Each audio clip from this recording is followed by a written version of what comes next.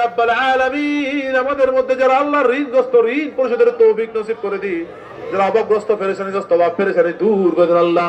এই মাহফিলের উসিলায় মাহফিলের আল্লাহ বদৌলতে মাহফিলের বরকতে এলাকার উপরে এলাকাবাসীর উপরে মুর্দা জিন্দা সকলের উপরে আপনি খাস রহমত বরকত নাযিল করে দেন আল্লাহ।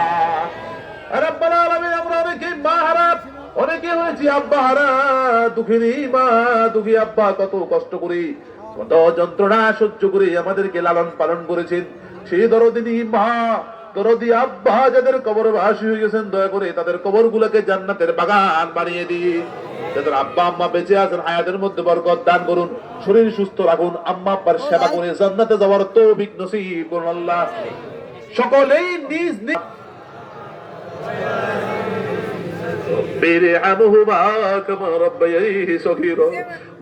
আমরা আমাদের মা বাবার জন্য কিছুই করতে পারিনি, যতটুকু পরিশ্রম তারা করেছে আমাদের জন্য, যত কষ্ট স্বীকার করেছে, সেই অনুপাতে আমরা আমাদের মা বাবার জন্য কিছুই করতে পারিনি আল্লাহ। আল্লাহ তাদের জন্য আমরা আপনার কাছে দোয়া যাচ্ছি, প্রার্থনা করছি, দয়া করে আমাদের মা বাপকে আপনি ক্ষমা করে দিন, আমাদের মা বাবা আপনি খাস রহমত বরকত নাজিল করে দেন আল্লাহ। রাব্বুল আলামিন যারা বেহেশতের বাগান সাজিয়েছে, টাকা পয়সা খরচ করে গায়ের পরিশ্রম দিয়ে উপস্থিত হয়ে